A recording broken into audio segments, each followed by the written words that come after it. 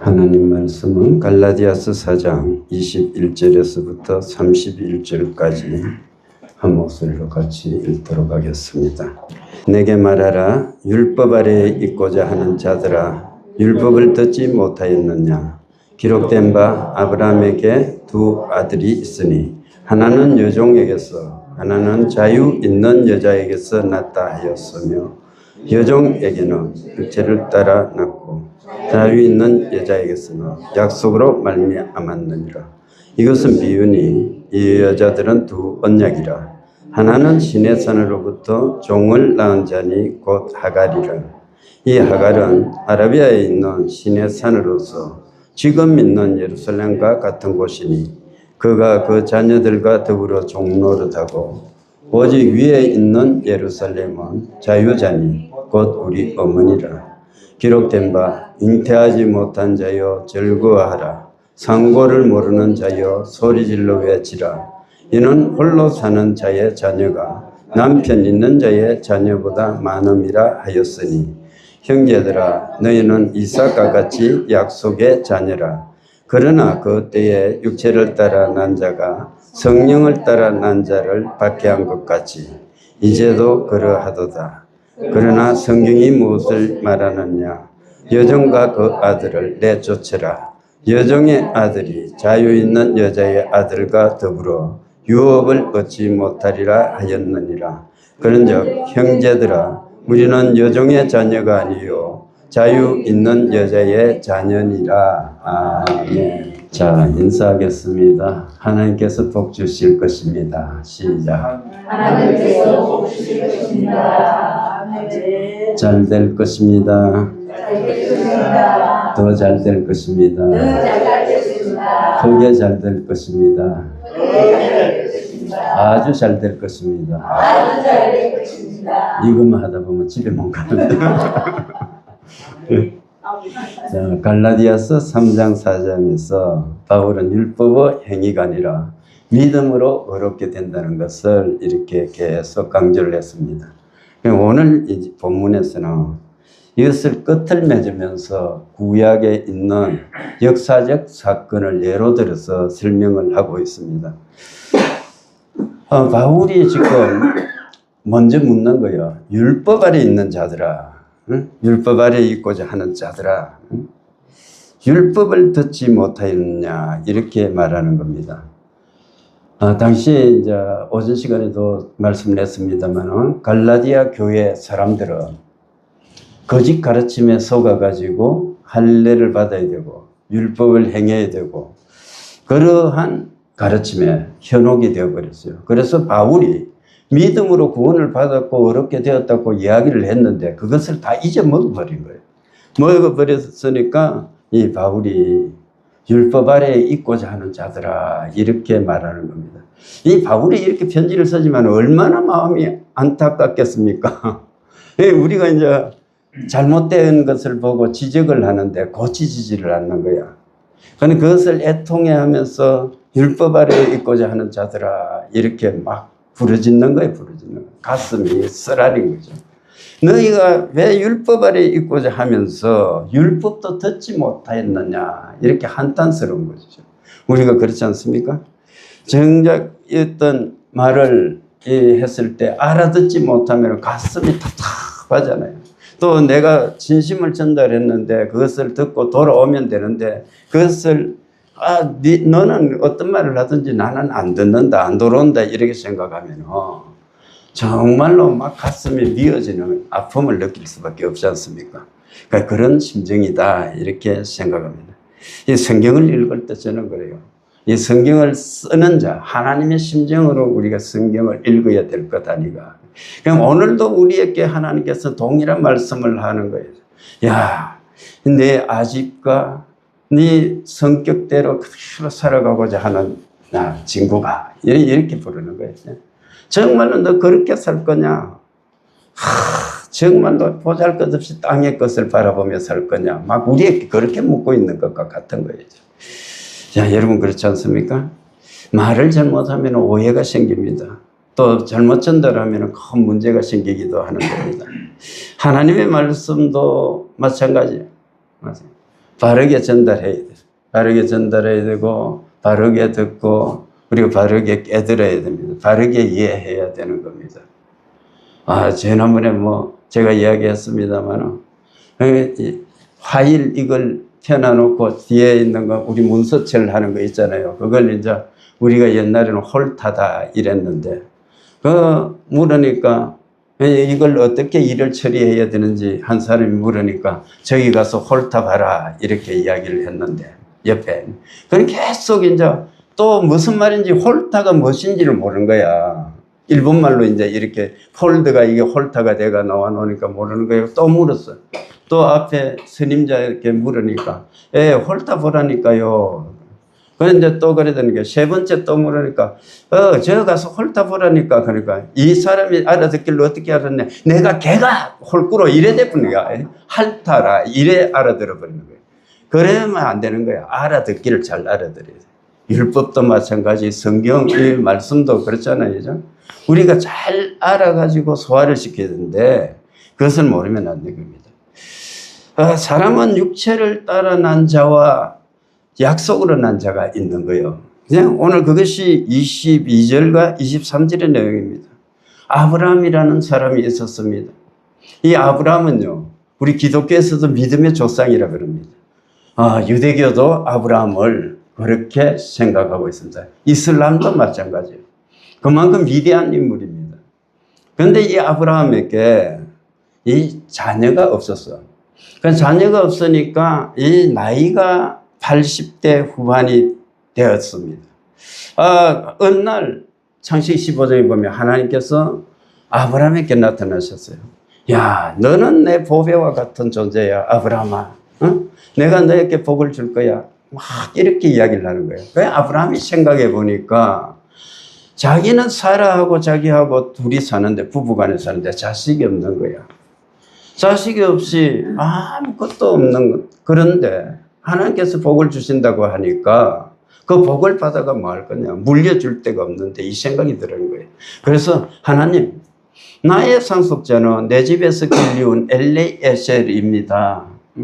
그런데요, 내게 뭘 주시려고요? 이 엘리에셀에게나 기업을 물려줘가지고 이게 우리 가문이 이거 그냥 종에게 물려줘가지고 이어져 가면 좋겠습니다 하니까 하나님께서 아니야. 엘리에셀이 아니고 사라의 몸, 아브라함의 아내 사라의 몸에서 난 것이 네 씨가 될 것이야. 이렇게 말씀하시는 겁니다. 그러면서 그 자녀가 하늘의 별처럼 많아질 거라 하는 겁니다. 그런데 그렇게 약속을 받았는데 13년이나 지났어요. 13년, 14년, 최소한 14년이 지났는데 전혀 이 자기에게는 아무것도 없는 거예요. 그래서 안 돼가지고 어떻게 했느냐. 이 14년 전에 이 첩을 들이는 거야. 종중에서. 그래 하갈이라는 여자를 데려다가 동침을 해가지고 아기를 낳았는데 그것이 이스마엘입니다. 이스마엘. 그런데 그로부터 최소한 13년 후에 창세기 17장에 보면 하나님이 다시 나타나셨는 거예요. 다시 나타나셔가지고 아브라함아, 내년 이맘때에 사라가 아기를 낳을 거야. 그때 아브라함이 나이가 몇 살이냐면 99세였던 겁니다. 사라는 89살이었습니다. 그래서 사라가 생각할 때 그것이 말이 안 되는 거야. 내 주인은 늙었고 나는 경수가 끊어지는데 어떻게 내가 임신할 수 있단 말인가 하면서 웃어버렸습니다. 웃으니까 하나님께서 어떻게 해요? 야, 네가 왜 웃느냐? 그렇게 물었어요. 그래서 그 자녀의 이름을 이삭이라고 짓게끔 하는 거예요. 이삭은 웃다는 그런 뜻인데 웃음인데 환하게 웃는 것이 아니고 비웃음 것 같은 거예요. 그게 발음이 아주 어려워요. 샥, 여기에 가래 끓는 소리가 나오는 거예요. 영어로 이름 지은 거 이삭이라고 지는 사람들 많은데요. 발음하기 그 싫은 거예요, 바이를. 그래, 이삭이라고 짓지 마십시오. 아무튼, 그래, 이삭이 네 자녀다, 이랬다는 거예요, 이삭이. 그래서 정말로 100세가 되었을 때 자녀를 낳게 됩니다. 그것이 이삭이에요. 그래서 그 이삭과 이스마엘이 같이 삶을 사는 거야. 삶을 사는 그 이야기를 하고 있습니다. 22절 보면 아브라함에게 두 아들이 있으니 하나는 여종에게서 하나는 자유 있는 여자에게서 났다 하였으며 이것은 여종에게서 난 것은 여종 하갈을 통해서 이스마엘이 났고 두 번째 보면은 자유 있는 여자에게서 났다 이것은 누구냐 사라를 통해서 이삭이 났다는 그 말씀입니다. 그리고 여종에게서는 육체를 따라 났고 자유 있는 여자에게서는 약속으로 말미암았느니라. 이 말씀은 아브라함이 후사가 없다 보니까 자녀가 없다 보니까 결과적으로 사라하고 의논해가지고 야 종이라도 취해가지고 우리의 가문을 이어가야 될 것 아니가 이렇게 생각했던 겁니다. 그래서 하갈을 취해가지고 아기를 낳은 것이 이스마엘이라. 그것은 육체를 따라 난 거예요. 인간의 생각으로 난 건데 그 다음에 보면은 아까 이야기했다시피 이삭이 태어난 것은 하나님께서 아브라함이 99살 됐을 때 나타나셔가지고 내년 이맘때에 자녀가 있을 것이라 이렇게 말씀했던 겁니다. 여러분, 그것은 하나님이 약속으로 주셨다는 것은 어떤 겁니까? 인간적인 생각으로는 전혀 아기를 낳을 수 없는 그러한 지경에서 하나님의 약속의 말씀을 따라서 아기가 태어났다는 것입니다. 여러분, 여기서 우리가 생각해야 될 게 뭐냐? 믿음이라는 것은 상식을 뛰어넘는 거예요. 지식을 뛰어넘는 겁니다. 과학을 뛰어넘는 겁니다. 여러분, 아브라함이나 사라가 그 당시 아무리 과학이 발달 안 했을지라도 자기들의 몸에서 아기가 태어날 수 없다는 것을 알고 있었다니까요. 인식을 하고 있었는데도 불구하고 그들은 하나님께서 내년 이맘때에 자녀를 주겠다 한 것을 그 말씀을 믿음으로 받아서 그대로 믿었던 겁니다. 이것이 믿음입니다. 여러분, 우리가 지금 생활을 할 때도 그래요. 하나님 전능하신 하나님을 내가 믿고 살지만 현실적으로 눈에 보이는 것은 그렇지 않잖아요. 이렇게 생각할 때가 있을 수가 있습니다. 그렇잖아요. 우리가 분명히 이것은 아무리 생각해도 답이 없는 거야. 과학적으로 내가 알고 있는 경험이나 지식이나 이것은 분명히 하나님 약속의 말씀 따라가는 것이 아니고 분명히 내가 내 계획대로 가는 것이 옳다 생각할 때가 있을 수가 있는 겁니다.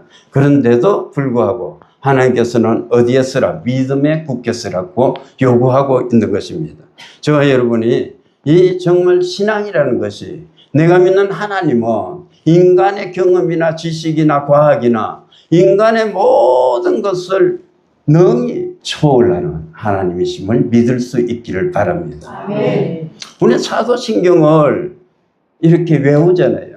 고백을 하죠. 신앙을 고백하며 전능하신 하나님, 천지를 만드신 그것은 이제 생략하는 거예요. 첫 번째가 전능하신 하나님을 내가 믿는다 하는데 우리 인식의 범위에 현장에 와서는 어떻습니까? 삶의 현실에서는 하나님 전능하시다고 내가 믿기는 믿는데요. 거기서부터 조건이 붙는 거예요. 그렇지만은요, 하나님 전능하시지만은요, 이것은 안 되잖아요. 얼마나 그럴 때가 많습니까? 여러분 안 그렇습니까? 삶을 살아갈 때 그런 거예요. 하나님 나는 전능하시면 믿지만은요, 지금요, 내 몸에 이거 병이 생겼는데 이것은 수술해야 되잖아요. 이것은 하나님 못 고치잖아요. 우리는 그렇게 살아가는 거예요. 그렇잖아요. 어떨 때 보면 하나님보다는 과학이 훨씬 믿음직스러운 거예요. 지식이 훨씬 더 하나님보다는 확실한 거예요. 그죠?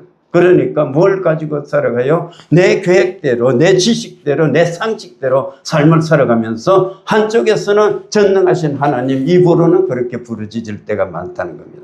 믿음이라는 것은 전적으로 내 전부를 하나님께 맡기는 거예요. 살리시는 분도 하나님, 고치시는 분도 하나님, 내 생명을 빼앗아 가시는 분, 빼앗다라기보다는 다시 돌이켜서 가져가시는 분도 하나님. 그래, 그 전능하신 하나님 앞에 우리가 모든 것을 바쳐서 생활해야 된다 생각합니다. 이스마엘은 자신의 힘과 행위를 의지하는 인간을 상징하고 있습니다. 그런데 이삭은 인간의 연약한 가운데서도 약속을 이루시는 하나님의 은혜를 상징한다. 이렇게 볼 수가 있습니다. 여러분, 그런데 하갈이 아무리 아기를 낳았어도 어떻게 됩니까? 사라의 여종이에요. 여종. 소속이 어디입니까? 여종의 신분을 벗어날 수가 없는 겁니다. 자기가 이스마엘을 낳았을지라도. 이처럼 하갈이 사라에게 종속되었던 것처럼 율법도 하나님의 뭐예요? 구원 계획 아래 복음을 숨기는 역할을 할 수밖에 없다. 율법은 지난번에도 우리가 살펴봤습니다만 나쁜 것이 아니에요. 절대적으로 나쁜 것이 아니고 선한 것이고 아주 좋은 것임에도 불구하고 우리는 그 율법대로 살아갈 수가 없으니까 결과적으로 하나님께서 구원의 방법을 바꾸신 거예요. 율법을 지켜서 구원을 얻게끔 하는 것이 아니고 율법을 완성케 하시는 그리스도 예수를 이 세상에 보내주셨는데 그 예수님께서 율법을 온전히 이루심으로 인해서 이제는 뭡니까? 우리가 지키는 것이 아니고 그리스도 예수께서 내 죄를 짊어지고 십자가에 달리신 그것을 믿고 율법을 완성한 그 예수 그리스도를 믿음으로 말미암아 우리가 구원을 얻는 것입니다. 그런데 그 당시 유대주의자들은 율법의 본래 목적을 잊어버렸어요. 그리고 오히려 복음을 대적하고 있었던 것입니다. 그리고 두 번째 보면은 우리가 예수 그리스도를 믿을 때 보면은 항상 박해가 일어날 수밖에 없습니다. 여러분, 그것은 보면은 사라의 아들 이삭이 하갈의 아들 이스마엘에게 핍박을 받았던 것처럼 약속의 자녀는 세상을 살 때 늘 핍박을 받는 거야. 우리가 흔히 생각하면은 내가 예수를 믿으면 잘 되어야지. 모든 것이 형통해야지. 물론 모든 것이 형통케 됩니다만 그런데 예수를 믿고 나서도 내게 고난이 닥쳐올 수가 있는 거예요. 더 어려워질 수도 있는 겁니다. 세상적인 삶은. 그것을 하나님께서는 이게 보면은 네가 예수를 믿으면 세상에서 모든 것을 내가 다 풀어지게끔 해주겠다. 이렇게 약속하시진 않는 거예요. 그럼 우리가 그렇게 믿어 나갈 때 보면은 너무 기복적인 신앙으로 빠져들 수가 있는 것입니다. 그런 율법주의자들은 항상 복음을 핍박하는 거예요. 그래서 우리는 그것을 생각하며 살아가야 되는 겁니다. 24절에서 27절까지 말씀은 복음이 우리를 자유케 한다는 말씀입니다. 바울은 하갈과 사라를 통해 가지고 두 언약을 상징합니다. 두 언약이 뭐냐? 아브라함에게 주셨던 약속, 두 번째는 시내산에서 모세에게 주셨던 율법의 약속, 시내산 언약, 이 두 가지를 말합니다. 하갈 자체가 율법이라고 아까 율법을 상징한다 말씀해서 시내산에서 주어진 율법을 상징하는데 문제는 율법 자체가 아니고 율법으로 어렵게 되려고 노력하는 데 있는 것입니다.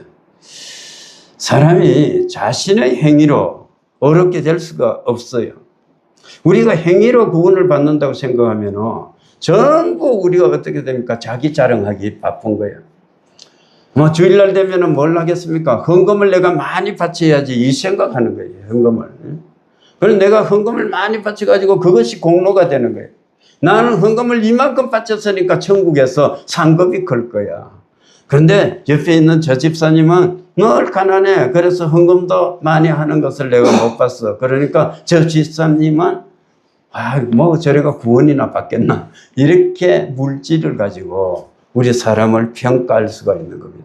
그래서 이 구원에 있어서는 우리의 공로나 행위나 노력이나 이런 것들이 전혀 필요 없다. 오직 하나님께서 주신 은혜로 우리가 구원받았음을 믿을 수 있기 바랍니다. 그래서 하나님 앞에 서려고 하면은 결과적으로 율법주의자들은 율법의 종이 되어버리는 것입니다. 그런데 이것을 바울은 당시에 예루살렘과 연결하고 있어요. 예루살렘에 있는 많은 유대인들은 그들은 혈통적으로 어떻습니까? 선민이었습니다. 그들은 이렇게 완전히 선택받은 백성이라고 자랑스럽게 생각하고 있습니다. 그런데 그들은 언약의 완성자이신 예수 그리스도를 거부한 채 율법을 지키려고 막 노력하는 거예요. 율법 아래에 머물러 있었다. 그러니까 이것이 어떤 사람들입니까? 동일하게 보면은 율법주의자하고 똑같은 거다. 그것이 이 25 5절의 말씀. 이 하갈은 아라비아에 있는 시내산으로서 지금 있는 예루살렘과 같은 곳이니 그가 그 자녀들과 더불어 종노릇하고 이렇게 말합니다. 성령께서는 우리가 하나님의 자녀라는 것을 말씀해 주고 있습니다. 그리고 상속자라는 사실을 증거하십니다. 사라가 이삭에게서 자유와 상속을 물려준 것처럼 하나님께서는 복음 안에서 우리에게 자유와 기업을 주시는 줄 믿으시기 바랍니다. 여러분, 율법도 하나님께서 주셨습니다. 복음도 하나님께서 주셨습니다. 그러나 율법의 역할은 뭐냐? 죄를 깨닫게 하는 거예요. 구원을 이루게 하는 것이 아니고 죄를 깨닫게 하는 것이고, 복음은 뭘 합니까? 죄인을 구원해서 자유케 하는 역할이 따로 있는 거예요. 율법과 복음이 그래서 다른 것입니다. 그렇기 때문에 교회는 율법을 지켜서 어렵게 되지도 않는 것이고, 율법을 지켜가지고 우리가 교회가 확장되지도 않는 것이고, 복음의 능력으로 교회가 확장된 줄 믿으시기 바랍니다. 그리고 그렇게 되는 까닭은 하나님께서 약속의 자녀들을 끊임없이 불러 모아주시는 거예요. 누구를 통해서? 저와 여러분을 통해서. 우리가 이 복음을 들고 나갈 때 언가금은 우리에게 없지만 내게 있는 예수 그리스도의 이름을 가지고 세상에 나갈 때 하나님께서는 구원받을 백성들을 우리에게 붙여주시는 줄 믿으시기 바랍니다. 마지막으로 28절에서 31절은 우리 자신이 약속의 자녀라는 것을 말씀해 주고 있습니다. 바울은 갈라디아 성도들을 향하여 말하고 있습니다. 형제들아, 너희는 이삭과 같이 약속의 자녀라. 28절입니다. 약속의 자녀들이다. 약속의 자녀에게는 특징이 두 가지가 있어요. 첫 번째는 뭐가 있습니까? 박해를 받는다. 박해를 받는다. 29절에 보면은 그러나 그때 육체를 따라 난 자가 성령을 따라 난 자를 박해한 것 같이 이제도 그러하다 이렇게 말씀하고 있습니다. 이스마엘이 이삭을 괴롭힌 것처럼 복음을 따르는 사람들은 세상과 거짓된 종교로부터 박해를 받는다. 여러분, 초대교회도 그렇고 오늘날도 마찬가지입니다. 저도 처음에 예수 그리스도를 믿을 때 얼마나 조롱을 받았는지 몰라요. 친구들로부터도 이게 보면 정신 나간 사람 취급을 받을 때 많았고, 어른들로부터는 제실에 불려가서 추궁을 당했고, 우리는 그때 또 제사를 지낼 때마다 보면은 제사 그 명절 때 이럴 때 차례를 지낼 때나 그럴 때 보면은 즐거워야 될 명절이 눈물바다가 되어버려서 싸움이 일어나가지고 이 절하는 문제 때문에 늘 부딪히는 거예요. 집안 어른들하고 저하고 부딪혀가지고 즐거워야 될 명절이 막 눈물바다가 되어버렸던 그런 기억들이 참 많습니다. 여러분, 오늘날도 우리는 자유롭게 예수 그리스도를 믿으니까 핍박을 모르지만 오늘날도 그런 가정들이 참 많아요. 예수 믿는 것 때문에 집에서 쫓겨난 자녀들도 제가 봤습니다. 그 예수를 믿기 때문에 세상 것 다 포기하는 사람들도 있습니다. 경기도 그 왕성교회라는 곳이 있습니다. 박윤민 목사님이 거기 담임을 하는데 그 목사님의 아들이 공부를 잘했는 거예요. 그런데 이 목사님이 아들이 군회를 갔다가 군에서도 차출을 당했어. 야, 너 오늘부터 이리 오너라 해갖고 사단장이 데려다가 너 나하고 같이 생활해 이렇게 했는데 하루 있다가 되돌아왔는 거예요. 왜 돌아왔느냐 하니까 교회를 못 가고 했더라. 그래서 다시 옵니다. 그리고 시험을 치가 삼성에 들어갔어요. 삼성에 들어가서 많은 돈을 버립니다. 버리다가 그만두게 되는 거예요. 그만두면 뭐 때문에 예수를 못 믿겠더라. 정말 그렇게 모든 직업을 다 버려버려요. 좋은 것 다 버리고 오직 그리스도 예수를 위해서 살아가는 이야기를 들은 적이 있습니다. 여러분, 우리가 그런 사람이 되어야 되는 것입니다. 정말로 카타굼의 순교자들처럼 우리는 정말 오늘날 그렇게 살아갈 수 있을까? 7월 10일이 되면 여러분 카톡을 검열한다 그럽니다. 정부를 비판하면 벌금을 매긴다 그럽니다. 여러분 우리 모두가 입을 닫고 살아야 되는 시대가 곧 도래하는 겁니다. 한 달 남았습니다. 그때 되면 카톡뿐 아니고 유튜브든 모든 매체에서 정부를 비판하면 무조건 고발을 당하는 거예요. 그런데 우리에게 일어나는 것이 어떤 것인지를 우리는 느끼지를 못하는 거예요. 마치 우리가 어렸을 때 긴급조치 5호를 보는 것과 같다고요. 저는 소름이 돋습니다. 정말로. 이 정부가 하는 것들을 볼 때 정말 그렇습니다. 우리는 그런데도 우리가 침묵할 수 있습니까? 교회에서 잠잠할 수 있습니까? 정말로 그런 것을 가지고 우리가 말을 안 하고 넘어가야 됩니까? 말해야 됩니다. 양심적인 사람, 정말로 기독교적 정신을 가지고 있는 사람이라면 말할 수밖에 없는 겁니다.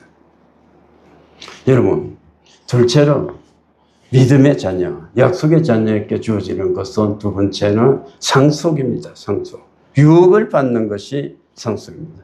하갈과 이스마엘은 결국은 집에서 쫓겨납니다. 그렇지만 이삭은 상속자가 된 것을 볼 수 있습니다. 여러분, 하나님 나라는 인간의 공로로 얻어지는 것이 아닙니다. 오직 하나님의 은혜로, 하나님의 은혜를 믿음으로 붙드는 자에게 주어지는 것입니다. 우리는 여종의 자녀가 아니고 자유 있는 여자의 자녀라는 것을 인식해야 되는 것입니다. 우리는 그리스도 예수 안에서 하나님의 자녀가 되었고 하나님의 나라를 상속받을 사람들입니다. 이 소망 가운데서 우리가 살아가야 될 줄 믿습니다. 말씀을 맺습니다. 사랑하는 성도 여러분, 우리는 율법의 종이 아닙니다. 우리는 약속의 자녀입니다. 그러므로 우리 자신의 행위와 공로를 의지하지 말고 오직 예수 그리스도를 믿는 믿음 안에서 살아가야 합니다. 복음을 붙들 때, 그래서 예수 안에 우리가 있을 때 때로는 박해를 받을 수가 있습니다. 어려움이 찾아올 수 있습니다. 친하던 친구들하고 결별해야 되는 아픔이 있을 수가 있습니다. 그러나 약속의 자녀는 결코 하나님으로부터 버림받지 않습니다. 하나님께서 예비하신 유업이 있으며 장차 주님께서 오실 때 완전한 자유와 영광을 누리게 될 것입니다. 우리는 여종의 자녀가 아니고 자유 있는 여자의 자녀입니다. 여러분, 이 한 주간도 삶을 살 때 이 말씀을 생각하며 하나님, 나에게 자유를 주셨습니다. 내가 하나님 나라를 유업으로 받을 자라고요. 그러한 과분한 그런 은혜를 입혀주셨습니까? 그러한 놀라운 감격 속에서 하나님께 감사할 뿐 아니고 여러분, 우리는 하나님의 자녀라는 자긍심 속에서 힘차게 세상을 살아가야 돼요. 세상에 많은 사람들 죽어가는 영혼들을 구원시킬 수 있는 저와 여러분 될 수 있기를 주님의 이름으로 축원합니다. 아멘. 기도하겠습니다. 아픈 데 손 얹기 바랍니다. 이 방송을 보시는 분들도 아픈 데 손 얹기 바랍니다. 왼쪽 가슴 아픈 분 있습니까? 없어요? 있어요? 예, 왼쪽 가슴 아픈 분 저기 보게 손 얹으십시오. 예. 전능하신 아버지 하나님 감사합니다. 오늘도 말씀을 통해서 우리가 약속의 자녀라는 사실을 다시 한번 깨닫습니다. 약속의 자녀답게 하나님 영원한 천국을 바라보며 우리에게 주신 이 유업을 우리가 감사하면서 아버지 하나님 살아갈 수 있도록 해 주시옵소서. 사랑하는 아버지 하나님, 이 한 주간도 삶을 살아갈 때 우리가 하나님의 자녀라는 자긍심 속에서 아버지 하나님, 하나님의 이름으로 삶을 살기를 원합니다. 세상 사람들 앞에서 우리가 담대함을 주셔서 복음을 증거하게 해주시고 우리가 복음을 증거할 때마다 아버지가 죽었던 영혼들이 하나님께 돌아오는 위대한 역사가 있게 해 주시옵소서. 우리에게 성령의 권능을 주셔서 우리가 기도할 때 병든 자가 고침받고 죽은 자가 살아나고 아버지 하나님 영혼이 상한 사람들이 회복되는 위대한 역사가 있기를 원합니다. 사랑하는 아버지 하나님, 이 시간도 불쌍히 여겨 주시옵소서. 우리 아픈 곳에 우리 손을 얹었습니다. 연약한 손, 부족한 손, 아버지 죄 많은 손입니다. 그러할지라도 하나님 약속의 말씀 믿고 기도합니다. 병든 자에게 손을 얹은 즉 나으리라 말씀했으니 손 얹은 곳마다 성령께서 역사해 주셔서 모든 질병이 찾아지고 고쳐지고 회복되는 위대한 역사가 있게 해 주시옵소서. 나사렛 예수 이름으로 명 명한다. 더러운 귀신아 떠나가라. 내가 예수의 이름으로 명한다. 원수마귀는 떠나가라. 내가 예수의 이름으로 명한다. 모든 질병아 떠나가라. 나을지어다. 나을지어다. 나을지어다. 나을지어다. 온전케 될지어다. 아버지 하나님, 우리의 질병을 고쳐주시니 감사합니다. 고침받은 몸으로 뜨겁게 하나님 사랑하며 살아가게 해주시옵소서. 올 때는 아픈 몸을 가지고 왔을지라도 돌아갈 때는 따라 내 믿음이 너를 구원했으니 평안히 가라. 내 병에서 놓여 건강할지어다 하는 그리스도 예수의 음성을 가슴에 새기며 찬미하며 돌아가게 해 주시옵소서. 이 교회를 불쌍히 여겨주시고 아버지 날마다 아버지 하나님 믿는 자의 수가 늘어날 수 있도록 해주시고 진리 안에서 든든히 서가게 해 주시옵소서. 우리 생업에 복을 주시옵소서. 우리 성도들이 다니는 모든 직장이 우리로 말미암아 천국으로 변하게 해 주시옵소서. 아버지 내가 경영하는 기업이 하나님의 이름을 걸고 경영을 합니다. 아버지 하나님 복을 주셔서 날마다 부흥되는 그러한 위대한 역사가 있게 해 주시옵소서. 지금은 우리 주 예수 그리스도의 은혜와 하나님 아버지의 무한하신 사랑과 성령님의 감화 감동 교통 충만하신 은혜가 약속의 자녀로서 이 세상을 살 때 당당하게 살아가고 하나님이 나와 함께 하심을 믿고 주님의 영광을 위해서 주의 복음을 위해서 살아가기를 다짐하나 이 자리에 있는 모든 성도들 머리 위에 가정 위에 생업 위에 이제로부터 영원토록 함께 있을지어다. 아멘.